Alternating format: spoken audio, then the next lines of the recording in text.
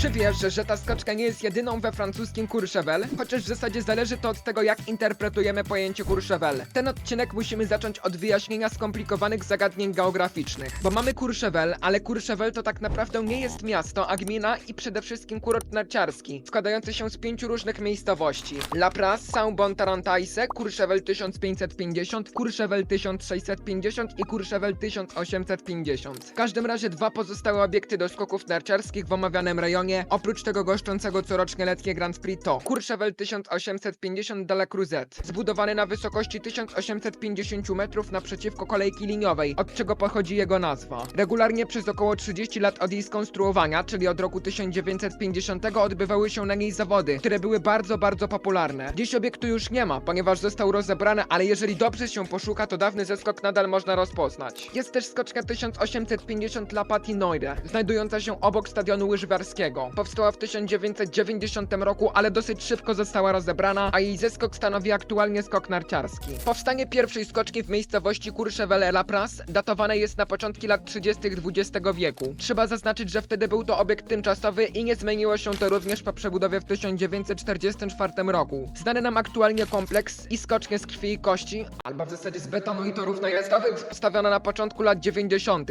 z okazji Igrzysk Olimpijskich w Albertville. Prace budowlane były naprawdę karkołomne, ponieważ potrzebne było przetransportowanie 30 000 metrów sześciennych ziemi i kamienia oraz zatrudnienie prawie 200 pracowników. Łączny koszt przedsięwzięcia wyniósł aż 20 milionów euro, czyli ponad dwukrotnie więcej niż początkowo zakładano. Podczas czempionatu w 1992 roku na normalnej skocznie wygrał Austriak Ernst Vettori, a na dużym obiekcie triumfował zaledwie 16-letni złoty chłopiec fińskich skoków Toni Nieminen. Najlepszym z naszych był Zbigniew Klimowski. Co ciekawe, konkursy skoków w ramach 16 zimowych igrzysk były pierwszymi w historii, w których używano pojęcia punktu konstrukcyjnego. W 2004 roku kompleks Tremplin du Pras został zmodernizowany za kwotą 1 miliona euro poprzez stworzenie najazdu dla skoczni K60, położonej pomiędzy obiektem normalnym i dużym. W 2008 roku wybudowano również małą skocznię o punkcie konstrukcyjnym usytuowanym na metrze 25 i nazwanej Ninhoofbakken oraz położonej niedaleko głównego kompleksu. Co do Pucharu Świata, dotychczas miało tam zostać rozegranych 5 konkursów. Przeprowadzić się udało jednak tylko jeden z nich, który odbył się 17 grudnia 1994 roku i zakończył wygraną Andreasa Goldbergera. Lepiej wygląda natomiast historia letniego Grand Prix w Courchevel. Na przykład podczas 5. weekendu cyklu na Igielicie w 2011 roku rekord dużej skoczni ustanowił lądując na 137 metrze Kamil Stoch. Ten wynik wyrównali 11 lat później Daniel Czofanik i Michael Heibeck. Kompleks zajmuje powierzchnię blisko pół hektara. Posiada 50 kabin komentatorskich i aż 23 000 miejsc dla kibiców. Od 2023 roku największa skocznia ma wymiary K125 i HS132. Normalny obiekt ma punkt konstrukcyjny równy 90 metrom i rozmiar hillside położony 6 metrów niżej. Średnia skocznia o punkcie K wynoszącym 60 metrów i rozmiarze HS65 dzieli swój zeskok ze skoczką normalną.